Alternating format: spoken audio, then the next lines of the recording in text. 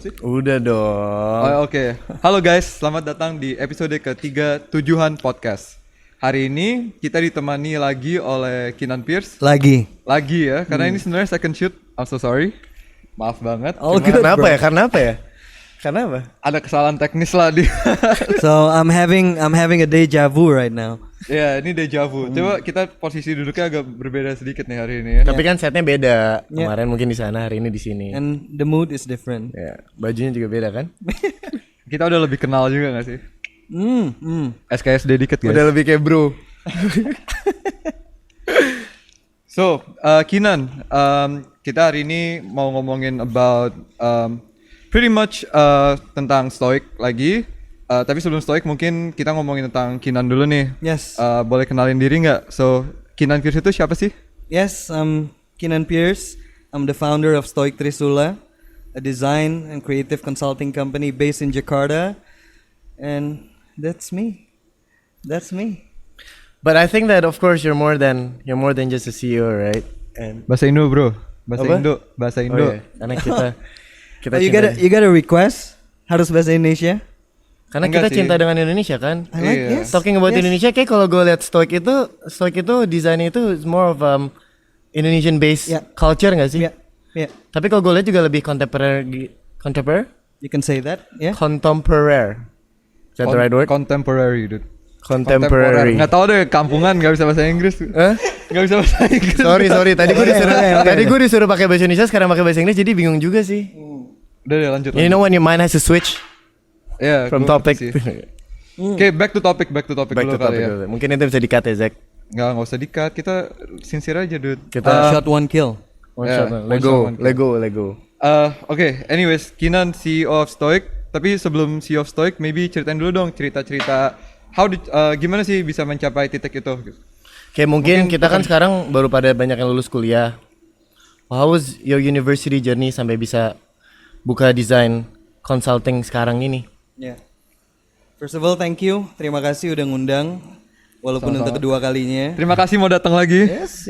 Kita tuh yang bilang Paniknya minta ampun kita waktu itu. So,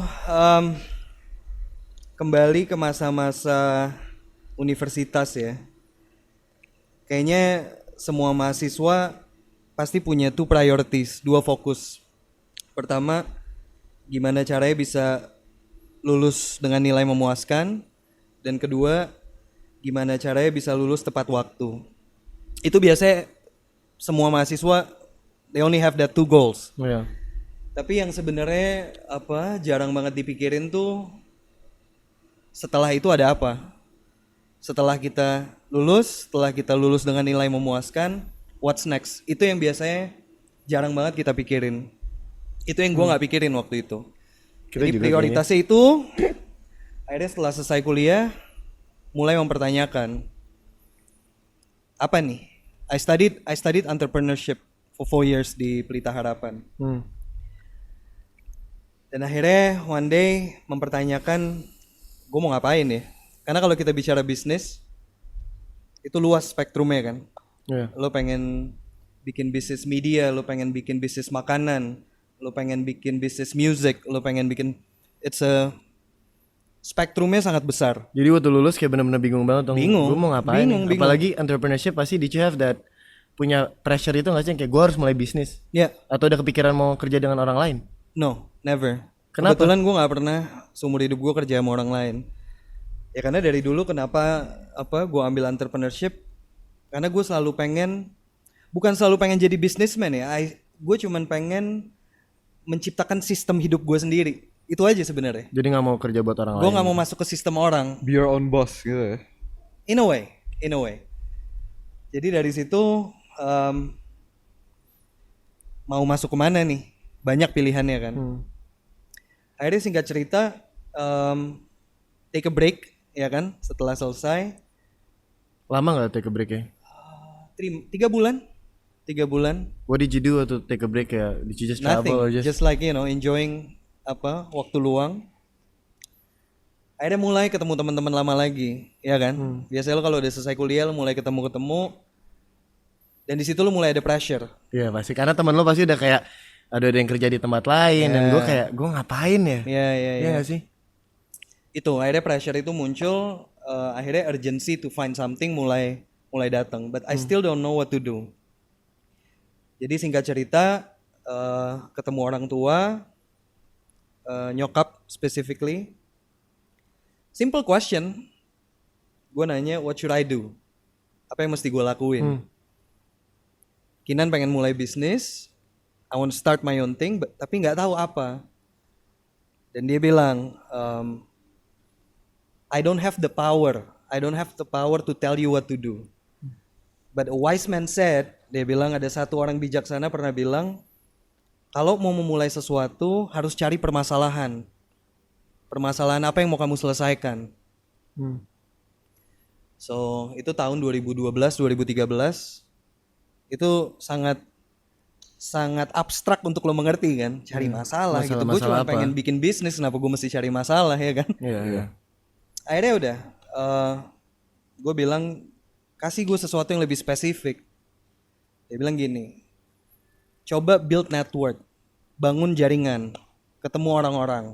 Mungkin dari situ kamu tahu ada masalah apa yang mau kamu selesaikan. Tapi kok dari build network itu jadi ada pressure juga gak sih? Kayak kita ngelihat, pasti kan kita ngeliat nih teman-teman kita udah ada yang kerja di mana, terus kita masih kayak gue masih nggak tahu mana figure out. Because I think that beberapa dari kita tuh merasa kayak gitu, malah semakin kita ketemu orang, tapi kita belum ngapa-ngapain, apalagi baru kuliah, itu semakin mengecilkan gak sih? Dan itu actually what happened, ya kan? Kayak ketemu aja teman-teman lama kamu, ketemu temen, dan coba ajak ngobrol. Akhirnya udah kita ketemu, dan bener, gue kerja di Citibank, gue kerja di Garuda, gue kerja di sini, and I'm like, damn, bukannya gue dapet inspirasi, malah gue dapet more pressure kan. Nyesel tuh langsung tuh. Nyesel. Harusnya gue nggak ambil entrepreneurship. Dan I question gitu. Gue mempertanyakan, should I work, at least find some experience atau anything, but I keep going. Gue tetap lanjut, gue tetap nyari. Gue akhirnya gue inget di satu momen di WhatsApp itu ada teman SMA ngajak ketemu. Nah, this is the tipping point, man. Beda grup dong berarti nih ya? Beda. Tadi ketemu teman kuliah, terus mulai ketemu teman SMA. Teman gaul habis ini. Teman gaul, masa SMA. Teman bandel berarti. Iya, sort of. Dia bilang waktu itu acaranya, occasionnya ada buka puasa bersama. Oh, jadi nggak bandel pas. Nah, di buka puasa bersama itu, I met 40 of my friends yang kita udah 5 tahun gak ketemu. Berarti at that time udah pada lulus kuliah semua dong? Udah. And again, cut the story short, gue ketemu 3 orang yang gue sangat admire waktu gue SMA. Karena one of them is graphic designer, one of them is a musician, sama satu lagi interior designer. Dari SMA, mereka udah very specific about what they want. Nah 5 tahun gue ketemu mereka. Yang satu pengangguran, yang satu ngelanjutin usaha bokapnya, yang satu kerja di insurance company. They give up their passion, man. Wait, tapi you admire them dan kelihatannya dari tiga-tiganya itu kan di creative industry kan? Is that always something that you've always seen dari dulu?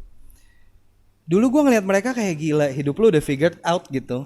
Kita anak SMA masih kerjaannya main-main, 3 orang ini udah tahu mereka mau ngapain. Mereka pulang mau les gitar, mereka pulang desain poster, mereka pulang udah nge-layout kamarnya dia sendiri. I always think kayak gila, you got your life figured out sih.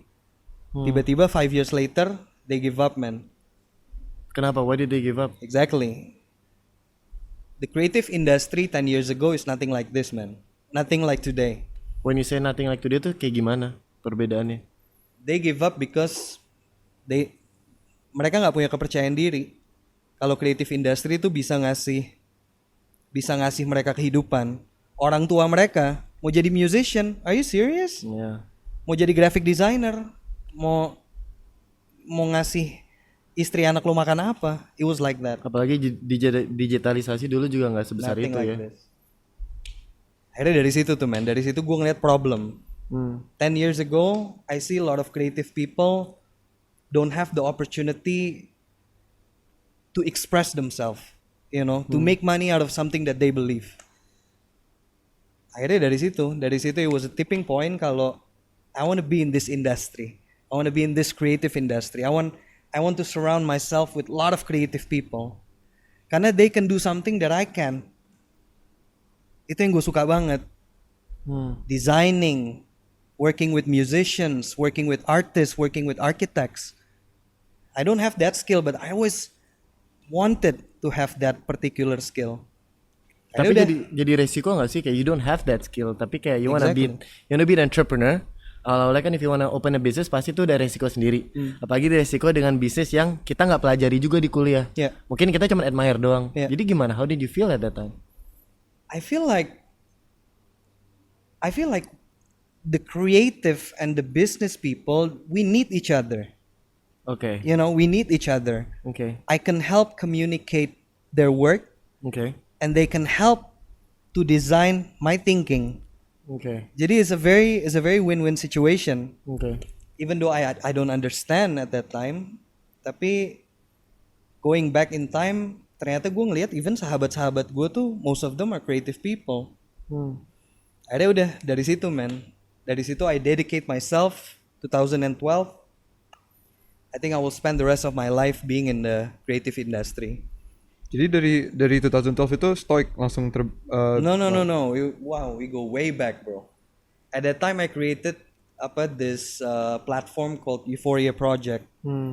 Jadi Euphoria Project basically is an event, is a week event di mana gue mempertemukan brand owner, graphic designers, food owner, musician and everything put in one place.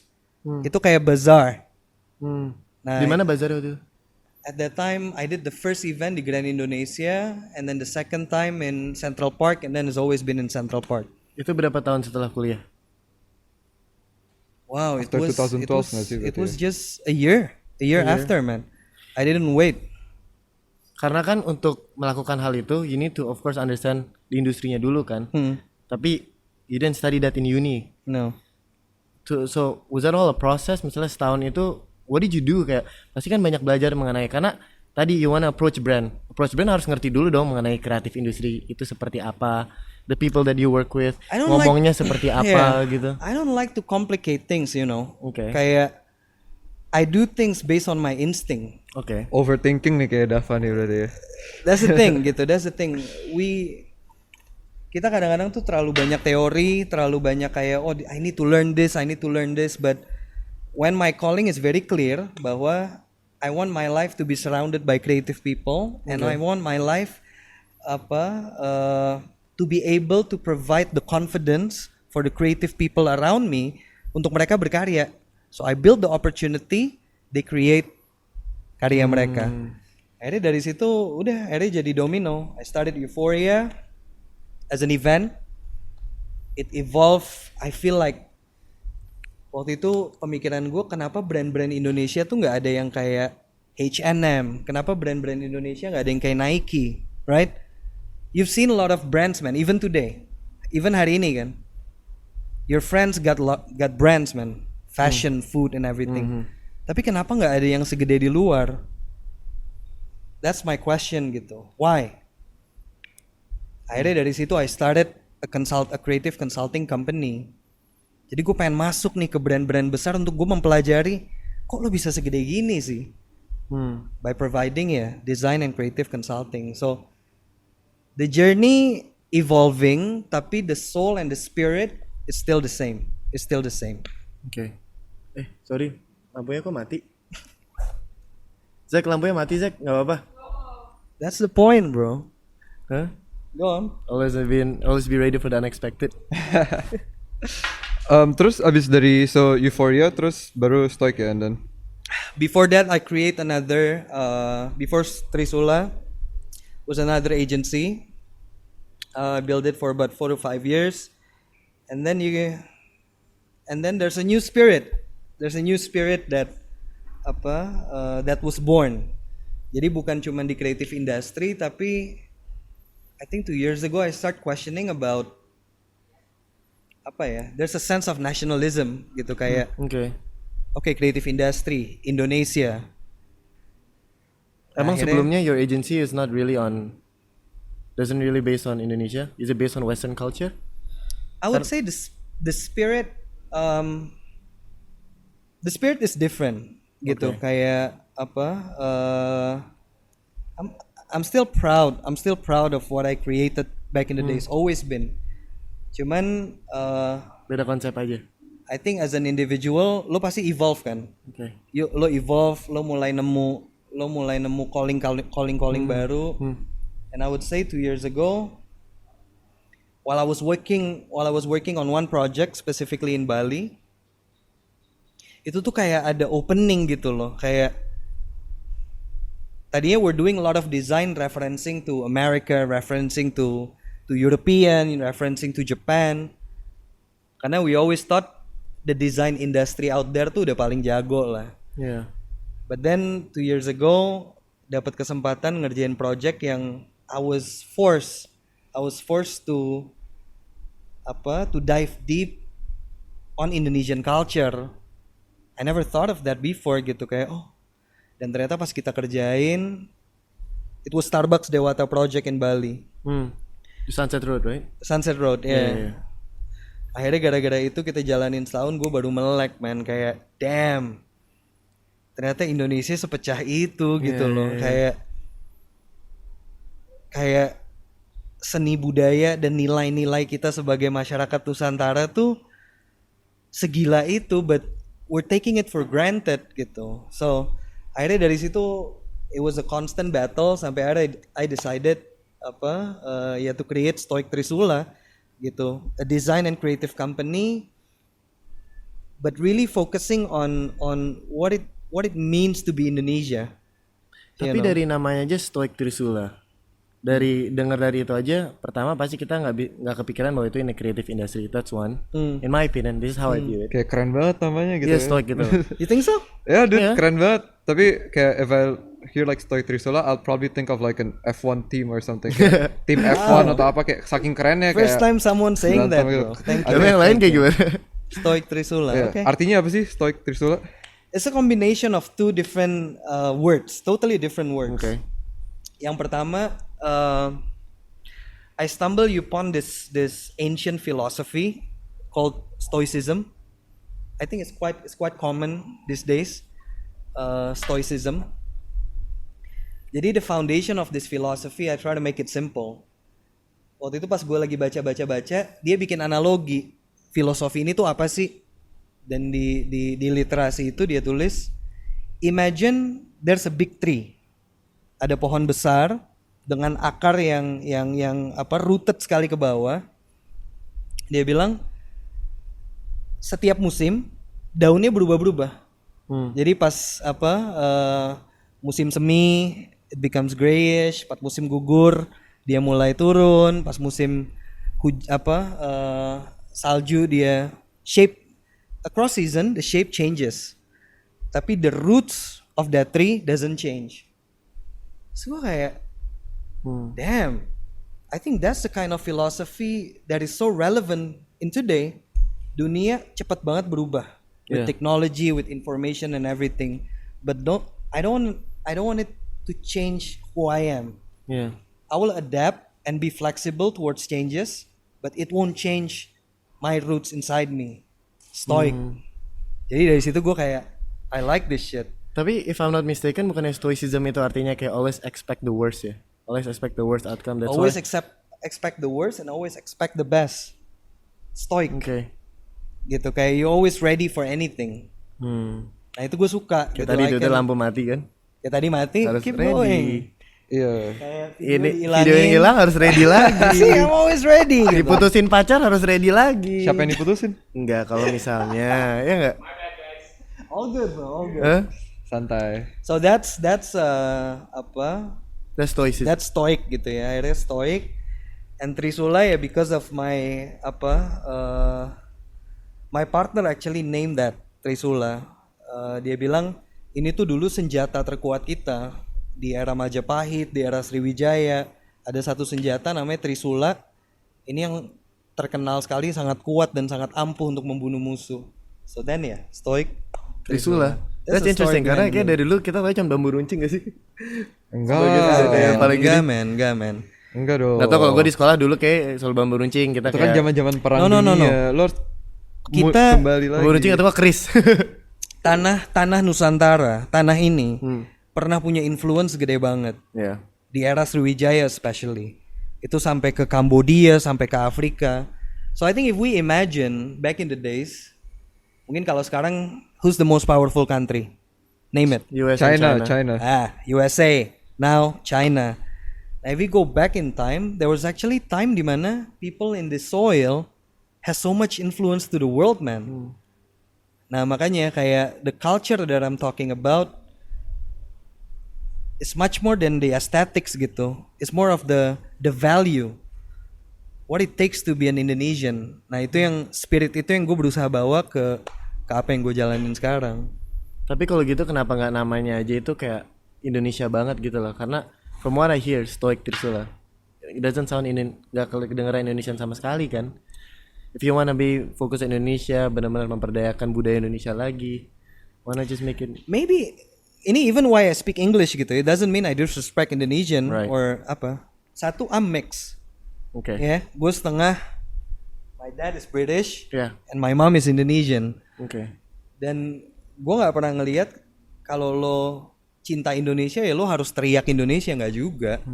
Stoic, lo harus bisa accept, harus bisa adjust kayak sekarang tuh wave-nya seperti apa. Cara So- mencintainya berbeda, Dav. Nggak harus dari nama, bro. Ya, Nggak harus dari nama doang. Tapi boleh ceritain nggak kayak Stoic Trisula? So, kayak would you say berarti kayak Stoic itu mencoba mengembalikan tuh kejayaan Indonesia, meningkatkan Indonesia sebagai powerhouse through lewat marketing, biar orang-orang tuh tahu kayak ini tuh culture Indonesia gitu. Karena ya branding itu kan the first thing you see in a product itu kan branding. Ya kan? Logo, itu kan that's something yang kalian lakukan kan? ya. Ya. So, Kalau misalnya ada brand besar gitu yang masuk gitu, say apa misalnya yang terkenal, Wuling bilang kayak market kita gitu, kayak jadi klien Stoic gitu kan. Apakah Kinan akan mengganti Wuling menjadi sebuah brand yang ke Indonesiaan gitu, brandingnya? kan udah bro Starbucks. Kan Wuling, gua Different. No, I think apa ya? Let's challenge yang ngebedain desain sama art tuh apa sih? A lot of people question this. Bedanya desain sama art tuh apa? Ini for me ya, I might be wrong. For me, art is about personal expression. It's how you express and it's how you manifest your personal thinking into a certain form. Artistic expression. Tapi the beauty of design that I really enjoy is solving problem. Jadi you can have an idealist inside of you, tapi when you encounter certain situation that doesn't comes along with your expectation, you're still focusing on solving their problem. I think that's what design company is all about. Makanya mau misalnya dapetnya Wuling, or even we just work on a streetwear brand, man. Yang it has nothing to do with Indonesian culture whatsoever. Tapi in the process of doing that, yang penting spiritnya tuh tetap berasa. So I never see Indonesian culture tuh as something that is only on the aesthetics. Cuman kayak kelihatannya Indonesia, wah pakai bajunya kayak Indonesia. Look at me, I don't dress like people from the past gitu. Yeah. But what's important is what's inside kan.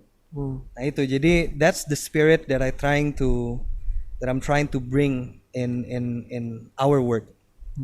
Kasih tahu dikit dong mungkin untuk yang nonton terus kurang tahu gitu, kayak klien-klien Stoic tuh misalnya siapa aja sih?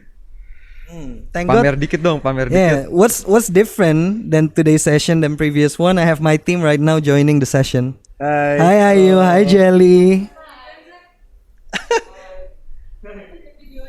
Video dong Zack. So Second mager.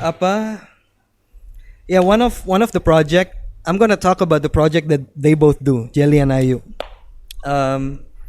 Totally different project, but still within the same spirit. Oke. Jelly designed the new identity for Ambarukmo Group. It's one of the oldest hotel in Jogja. Hotel yang dibangun sama Soekarno dan Sultan Hamengkubuwono. So Jelly design the identity. Boleh tepuk tangan untuk Jelly? Ini dekat mic nih tepuk tangannya biar kenceng. Jessica, and she did an amazing job. Amazing job. Even she tried to translate a very core of Javanese culture into a very contemporary way. So Ambarukmo, check it out. Check our work on Instagram or whatever. Or check my Instagram, I was just there. Yeah. Apaan Dav? Nggak usah ngiklan dong. Iklan malah. So yeah, Ambarukmo is one of the project, and what Ayu is currently doing right now. Okay. See, you will see a very different type of project that we're doing. Satu Ambarukmo, a very rooted cultural project, dan Ayu sekarang lagi ngerjain salah satu project buat Keminfo, Kementerian Informatika. Okay. The whole idea of this project, 2 tahun lagi udah nggak ada antena men di Indonesia. Everything will go digital. And she come up with this tagline, bersih, canggih, jernih. Yuk boleh Tepuk share nggak? tangan untuk Ayu. Yuk share dong gimana bisa dapat bersih, canggih, jernih. So you can see how we can actually enter two different world. Satu, you're entering a very cultural rooted project. Yang satu, lo ngebawa Kementerian Informatika to take a big leap in the digitalization of analog TV gitu. So that's basically two of the projects yang kebetulan mereka ada di sini dan lagi kita kerjain. Keren. Ya. Tapi I wanna know kayak when you said consulting, branding consulting, itu tuh seperti apa sih? Kayak misalnya, so for example Ambarukmo, Ambarukmo approach you and be like, hey, kita mau konsepin nih, biasanya apa? Model baru, new concept. Itu tuh apa yang kalian lakukan gitu? Apalah akan sampai Prosesnya semuanya, kayak gimana prosesnya tuh dari kayak gimana? awal sampai akhir gitu. Okay. The basic logic gitu ya. Whenever you want to solve a problem, you Yeah. need to know what is the objective. Okay. Ya kan? Ini tujuan kita tuh mau ngapain nih? Hmm. Ya, tujuan kita mau ngapain? Yeah. Pasti kan ada goalnya kan? Yeah. So even with our client, we always ask, what is your objective? I want to be this. I want to be the biggest. I want to be the most. I want to be. Itu kita define dari awal. And specifically, you mentioned about Ambarukmo project. Yeah. I still remember waktu itu pilihannya, should we go to a modern approach and forget about our culture? Karena kayaknya ngerasa anak muda tuh udah nggak percaya gitu loh, seni Yeah, budaya yeah. tuh sesuatu yang relevan. Jadi kita bikin modern aja. Or we should stick to our roots. As a company that are based on Java, they're always been driven by the Javanese culture. Itu pilihannya dua itu. Yeah. Kita di-challenge, pilih yang mana? Ya gue bilang, of course man, stick to Indonesian your culture. roots, but try to present it in a very modern and contemporary way, so the cool kids will say this is cool. Stoic. Yeah, I'm a cool kid and I think it's really cool. Ambarukmo keren banget. Emang lu udah pernah Appreciate Take it it, from me. man. Hah? Emang lu udah pernah Appreciate kesana? it, bro. Belum sih. Mau ke sana. Tapi kan lagi covid gini susah men. Kan gua nggak di endorse sama Parencraft bro. Oh iya, Kalau di Dava endorse baru sama Parencraft, tapi gua ke sana. Maksudnya gua nggak di endorse. Oh iya, gimana? Dava udah experience ya? Iya. You experience Ambarukmo. Yeah. That's the new spirit, Yeah. man. What do you think? It's more millennial kan kemarin, kita very more explorative juga, and it's just apa ya, kayak lebih anak muda aja sih pastinya juga. You still Cuman remember the tagline? the spirit of Java, the gateway of Java, Exactly. Sorry. Oh, salah dikit tuh. the gateway of Java, the gateway of Java. Why is it called the gateway of Java? Karena dulu Ambarukmo ini tempat persinggahan raja-raja kalau mau visit ke keraton, tempat istirahat. Nah, jadi spirit itu diambil lagi dan kita ngerasa Ambarukmo ini bisa jadi pintu gerbang untuk mengenal budaya Jawa. Okay. So, hence the gateway of Java. So jadi dari mereka ngasih konsep itu, misalnya kayak oke kita mau modern atau kita mau kembali ke budayanya, apa yang kalian lakukan untuk prosesnya itu apa? Kayak konsep ini nggak bakal dalam semalam, nggak bakal dalam seminggu kan? It was a deep research, man. Even Jelly went to Jogja alone. Okay. Ketemu sama Abdi Dalam, stay there for a few days, trying to figure out, cried during the process. Oh. and yeah, that's what it's all about gitu, research gitu. Kita research, cari tahu, we try to find the silver lining between everything, tapi tetap show your personal expression. Oke. Bukan soal kayak kita riset, cari informasi segala macam.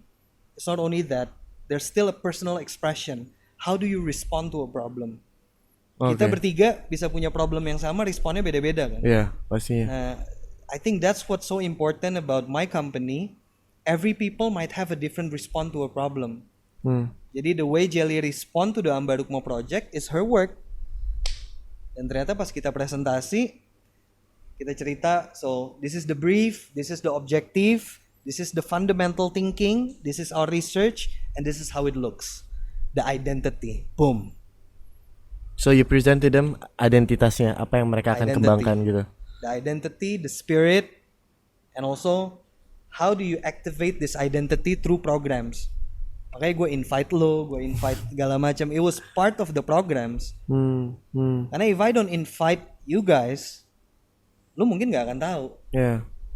That's why, yeah, marketing and everything needs to be relevant to today's world. So that's basically the process in a nutshell. Tapi the presentation was more than 100 pages, man.